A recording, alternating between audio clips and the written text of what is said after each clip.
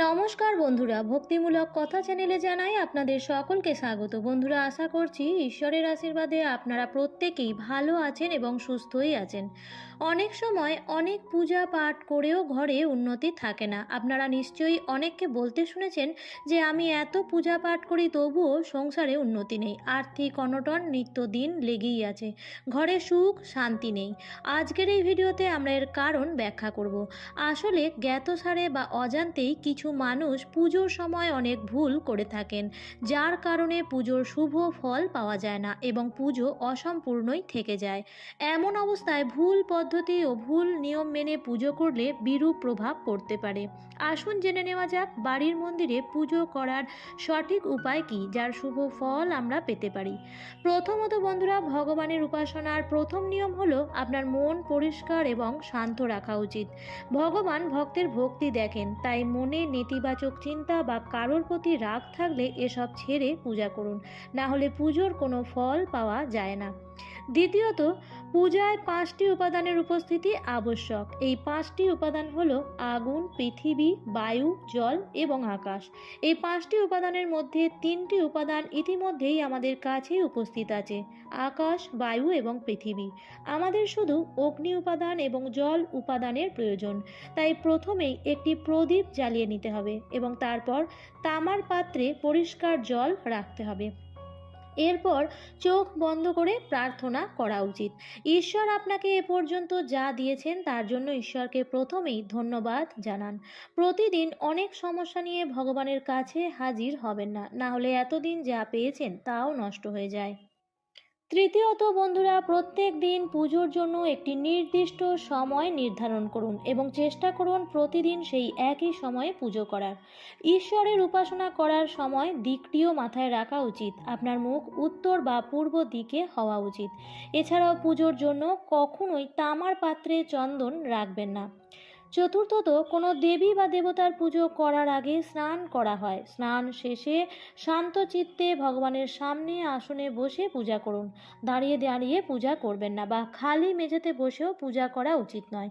ভগবানকে যেভাবে বসার জন্য আসন দিয়েছেন ঠিক সেভাবেই আপনি নিজেও এই আসনে বসুন। শাস্ত্রে পাট বা উলের আসনকে পুজোর জন্য শুদ্ধ বলে মনে করা হয়েছে। এছাড়াও মনে রাখবেন যে পুজোর জন্য যে স্থানটি আপনি নির্বাচন করেছেন বাড়ির মেঝে থেকে কিছুটা উপরে হওয়া উচিত, কারণ ঈশ্বর অতুলনীয় এবং শ্রেষ্ঠ। সেই জন্য তাদের সমানে সমানে বসে পুজো করা উচিত নয়। পুজোর জন্য মেঝে থেকে উঁচু স্থানে ঈশ্বরকে স্থাপন করুন। এছাড়াও দেবদেবীর মূর্তি পুজোর ঘরে দেওয়াল ঘেঁষে রাখা উচিত নয়। বাড়িতে বা যে কোনো মন্দিরে পুজো শেষ হয়ে যাওয়ার পর আপনার ভুলের জন্য আপনাকে অবশ্যই ঈশ্বরের কাছে ক্ষমা চেয়ে নেওয়া উচিত। এর মাধ্যমে ঈশ্বর আপনার জ্ঞাতসারে বা অজান্তে করা ভুলগুলোর ক্ষমা করে দেন এবং আপনাকে আশীর্বাদ করেন। পঞ্চমত বন্ধুরা, পুজোর ঘর সবসময় বাড়ির উত্তর পূর্ব কোণে থাকা উচিত। মন্দিরে যে কোনো দেবী দেবতার একটির বেশি একাধিক মূর্তি বা ছবি থাকা উচিত নয়। এছাড়াও বাড়ির ঠাকুর ঘরে পুজোর নিয়ম অনুযায়ী ভগবানের মূর্তি 9 ইঞ্চির বেশি মূর্তি স্থাপন করা উচিত নয়। বাড়িতে এর চেয়ে বড় মূর্তি রাখা শুভ বলে মনে করা হয় না। বড় মূর্তি মন্দিরে রাখা হয়। বাড়িতে খুব সহজ পদ্ধতিতে পুজো করা হয় বলে বাড়ির ঠাকুর ঘরে শুধু ছোট মূর্তি রাখা উচিত। পুজোর ঘরে বড় মূর্তি পুজো করার সময় অনেক নিয়ম মেনে চলা উচিত, যা সাধারণ মানুষের জন্য একটি কঠিন ব্যাপার হয়ে দাঁড়ায়। তাই সেই সব নিয়মের সামান্য কিছু ভুল হলেও ঘরের জন্য অশুভ ফল বয়ে আনে। তাই বাড়ির ঠাকুর ঘরের নিয়ম অনুযায়ী ভগবানের মূর্তি 1 আঙুল থেকে 12 আঙুলের বেশি যেন না হয়। এছাড়াও শোবার ঘরে কখনোই পুজোর ঘর স্থাপন করাও উচিত নয়। আর যদি আপনার একটি ঘর হয়ে থাকে তাহলে সেক্ষেত্রে পুজোর জন্য যে স্থানটি নির্বাচন করেছেন সেই স্থানটিকে পর্দা দিয়ে ঢেকে রাখার চেষ্টা করুন। আর পুজোর পর পুজোর ঘরে ব্যবহৃত যে সমস্ত জিনিস যেমন শঙ্খ, ঘণ্টা, প্রসাদের পাত্র, প্রদীপ এগুলিকে পরিষ্কার কাপড়ের ওপর রাখা উচিত।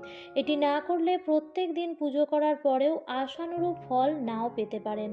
ষষ্ঠত বন্ধুরা, শাস্ত্রমতে দুপুরে পুজো করা উচিত নয়। এই সময়টিকে পুজোর জন্য নিষিদ্ধ বলে মনে করা হয়। এই সময়ে করা পুজো ভগবান গ্রহণ করেন না, তাই দুপুর 12টা থেকে 3টে পর্যন্ত পুজো করা উচিত নয়। এই সময় পুজো করলে পুজোর যে শুভ ফল তা পাওয়া যায় না। এছাড়াও পুজোর পর শঙ্খ বা ঘণ্টা বাজানো গুরুত্বপূর্ণ বলে বিবেচিত হয়। মনে করা হয় শঙ্খ বা ঘণ্টা বাজালে মন পবিত্র হয় এবং ঘরও শুদ্ধ হয়। এছাড়াও পুজোর শেষে শঙ্খ বাজালে ঘর থেকে নেতিবাচক শক্তি চলে যায়। সপ্তমত বন্ধুরা, ভগবানকে নিবেদন করার জন্য যে ফুল ফল চন্দন বা ধূপকাঠি আপনি সংগ্রহ করে রেখেছেন সেগুলি শুঁকবেন না। এগুলি শুঁকে যদি তারপর পূজা করেন তাহলে পাপ লাগে, কারণ গন্ধ শুঁকলে ফুলের শুদ্ধতা নষ্ট হয়ে যায়, অপবিত্র হয়ে যায়। আর প্রায় মানুষ এই একটি ভুল পুজো করার সময় করে থাকেন, তারা শুধুমাত্র ধূপ জ্বালান, কিন্তু এটা ভুল। যে কোনো দেবতার পুজো করার আগে প্রদীপ জ্বালানো বাধ্যতামূলক বলে মনে করা হয়। এটা বিশ্বাস করা হয় যে প্রদীপ আমাদের দেওয়া প্রসাদ, ধূপ এবং অন্যান্য কাজের মাধ্যমে ঈশ্বরের প্রতি আমাদের ভক্তির সাক্ষী। তাই পুজোর আগে প্রদীপ না জ্বালিয়ে রাখলে কখনোই ঈশ্বরের কাছে আমাদের প্রার্থনা পৌঁছায় না। নবমত বন্ধুরা, মাথা না ঢেকে পুজো করা উচিত নয়। এটা বিশ্বাস করা হয় যে মাথা না ঢেকে পুজো করলে পুজোর শুভ ফল পাওয়া যায় না। পুজোর সময় মাথা ঢেকে রাখা মানে ঈশ্বরের প্রতি শ্রদ্ধা প্রদর্শন করা। পুজোর সময় মাথা ঢেকে রাখার জন্য ধর্মীয় কারণ ছাড়াও বৈজ্ঞানিক কারণও রয়েছে।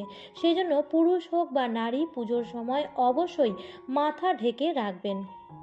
এবং ভুল করেও ভগবান গণেশকে তুলসী পাতা এবং ভগবান বিষ্ণুকে চাল এবং সূর্যদেবকে বেলপত্র নিবেদন করবেন না।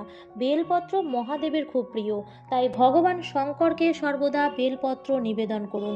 ভগবান গণেশকে সবুজ দূর্বা, মা দুর্গাকে লাল ফুল এবং ভগবান বিষ্ণুকে তুলসী পত্র অর্পণ করুন। আরেকটি বিষয় খেয়াল রাখবেন, আপনার পূজা ঘরে কখনোই খালি মূর্তি রাখবেন না। আজকাল বাজারে দেবদেবীর অনেক পোশাক পাওয়া যায়, আপনি চাইলে বাজার থেকে কিনতেও পারেন বা নিজে সেলাই করে পোশাক তৈরি করেও পরাতে পারেন। তাই দেবী দেবতার পছন্দ অনুসারে বা শুভতাকে মাথায় রেখে পোশাক পরিধান করানো উচিত। এবং সবশেষে বলবো, প্রায় প্রত্যেক মানুষই এই বিষয়ে একটু ভুল করে থাকেন। অনেকেই ঠাকুর ঘরে দেবী দেবতাদের সঙ্গে পূর্বপুরুষদের ছবি রাখেন, তবে বাস্তু অনুযায়ী দেবী দেবতার সঙ্গে পূর্বপুরুষদের ছবি লাগানো উচিত নয়, কারণ এর ফলে দেবতারা ক্ষুব্ধ হন এবং দেব দোষ লাগে। শাস্ত্রে পিতৃপুরুষদের পৃথক পৃথক স্থান সম্পর্কে বলা হয়েছে, কারণ মৃত্যুর পর পিতৃপুরুষরাও দেবতাদের সমান ক্ষমতাশালী হয়ে পড়েন। একই স্থানে উভয়ের ছবি লাগালে কারোর আশীর্বাদের শুভ ফল পাওয়া যায় না। তাই আপনি যদি বাস্তুশাস্ত্র অনুযায়ী বাড়িতে পিতৃপুরুষদের ছবি সঠিক দিকে লাগাতে চান, তাদের আশীর্বাদ যদি লাভ করতে চান, তাহলে বাড়ির উত্তর দিকে পিতৃপুরুষদের ছবি লাগানো উচিত। এর ফলে দক্ষিণ দিকে তাদের দৃষ্টি পড়বে। দক্ষিণ দিককে যম এবং পিতৃপুরুষদের দিক মনে করা হয়। এমনটা করলে অকাল মৃত্যুর হাত থেকে রক্ষা পাওয়া যায়।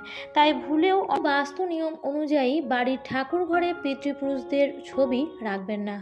এটি করলে অশুভ ফল আপনার বাড়ির উপরই পড়বে। আমার আজকের ভিডিওটি এই পর্যন্তই। ভিডিওটি দেখে যদি ভালো লাগে তাহলে অবশ্যই লাইক কমেন্ট শেয়ার করবেন বন্ধুরা। আর আজকের ভিডিওটি আপনি যদি প্রথম দেখে থাকেন তাহলে এই ধরনের আরও ভিডিও পাওয়ার জন্য চ্যানেলটিকে সাবস্ক্রাইব করে রাখুন। আবার দেখা হবে পরবর্তী নতুন ভিডিওতে। ভালো থাকবেন, সুস্থ থাকবেন, ধন্যবাদ।